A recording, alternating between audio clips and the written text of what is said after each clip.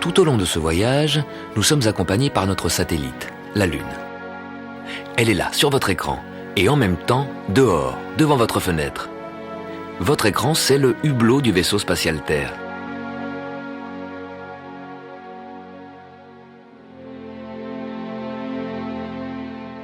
La Lune met près d'un mois pour faire un tour complet autour de la Terre. Vue de la Terre, la Lune semble suivre à peu près le même chemin que le Soleil. Elle se lève à l'est et se couche à l'ouest comme le Soleil. Mais attention, si le Soleil semble se lever le matin et se coucher le soir, c'est que la Terre tourne alors que le Soleil reste solidement positionné au centre du système solaire. Donc tous les jours, vers midi, nous retrouvons le Soleil dans la même portion du ciel, au sud. Avec la Lune, c'est différent. C'est elle qui tourne autour de la Terre, lentement, et chaque jour elle se décale. Demain, à la même heure, vous ne la verrez plus au même endroit qu'aujourd'hui, mais à 2 largeurs de main plus à gauche.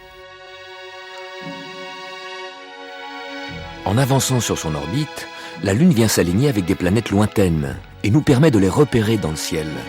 Saturne, par exemple, à l'autre bout du système solaire. La Lune ici, et là, à 1 largeur de main à gauche, Saturne. Si vous prenez Saturne comme repère, vous pouvez mesurer le décalage quotidien de la Lune. Un soir, la Lune est à droite de Saturne, et le lendemain, elle sera passée à gauche de Saturne. Chaque jour, la Lune apparaît décalée vers la gauche de 2 largeurs de main. Et chaque jour, la Lune passe avec 50 minutes de retard sur la veille. 50 minutes, c'est le temps que la Lune met pour parcourir la largeur de 2 mains, pour arriver à l'endroit où elle se trouvait hier, à la même heure. Tous les soirs, la Lune est différente. Elle n'arrête pas de changer. Un jour, c'est un petit croissant. Le lendemain, un croissant un peu plus épais. Et un jour plus tard, encore plus épais.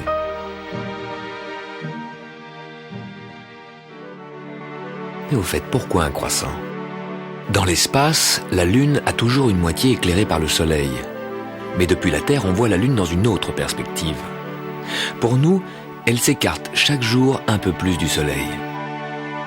Quand la Lune est à peine décalée du Soleil, elle nous apparaît presque à contre-jour et nous ne voyons qu'une petite partie de sa moitié éclairée. Un croissant. Le Soleil vient de se coucher. Il est là, à droite, juste au-dessous de l'horizon. C'est de là qu'il éclaire la Lune. Le croissant est toujours dirigé vers le Soleil, bien sûr puisque c'est le Soleil qui l'éclaire. Chaque jour, la Lune s'écarte un peu plus du Soleil. Chaque jour, depuis la Terre, nous voyons une partie plus large de sa moitié éclairée. Un croissant qui va croissant tous les jours et qui deviendra demi-lune. C'est dans sa phase de demi-lune que la Lune survole notre orbite. Elle croise le chemin que la Terre vient de parcourir. Tous les jours, la Terre fait un tour sur elle-même.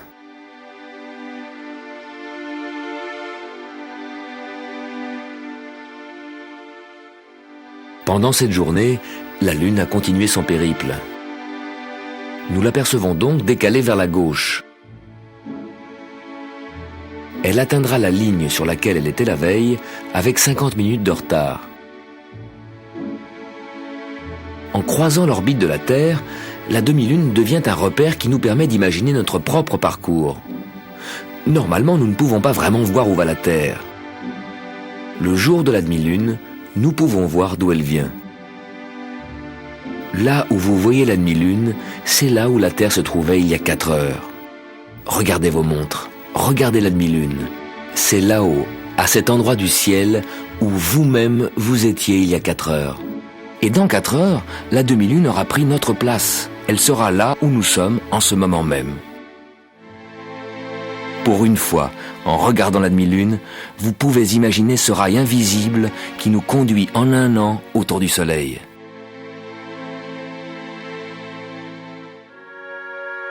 La Lune qui se décale de plus en plus et qui passe toutes les nuits 50 minutes plus tard, finit par apparaître non pas seulement la nuit, mais aussi le jour. Lorsqu'elle entre dans le 2e quart de son orbite, Elle devient tellement lumineuse qu'on peut la voir de jour, l'après-midi au sud-est.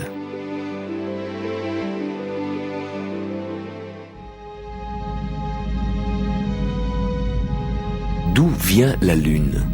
On ne le sait pas vraiment. Peut-être qu'au début, quand la Terre primitive n'était pas encore assez compacte et qu'elle tournait très très vite, une partie a fini par se détacher et s'est mise à tourner autour de la Terre.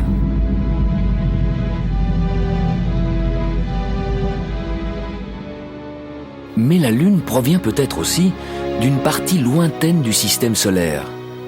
En passant trop près de la Terre, elle fut capturée par les forces d'attraction et mise en orbite. Enfin, peut-être qu'il y a eu collision avec un astéroïde. Les débris peu à peu se sont agglomérés et finalement ont formé ce qui est aujourd'hui notre Lune. Une Lune qui nous accompagne tout au long de notre voyage autour du Soleil.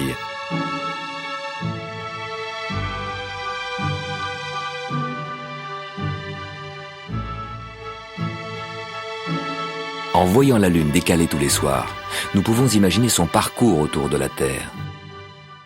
Nous pouvons imaginer l'espace dans lequel évolue la Lune autour de la Terre. Et lorsque la Lune est en retard de 50 minutes, c'est un décalage dans le temps. La même chose se passe donc et dans l'espace et dans le temps. Au cours de ce voyage, nous verrons que espace et temps sont des cousins très proches. Nous sommes ici. Nous fonçons le long de notre orbite à 107 000 km/h. Dans 2 mois, nous arriverons là, au point vernal. Ce qui veut dire le point du printemps. Un point dans l'espace ou un point dans le temps.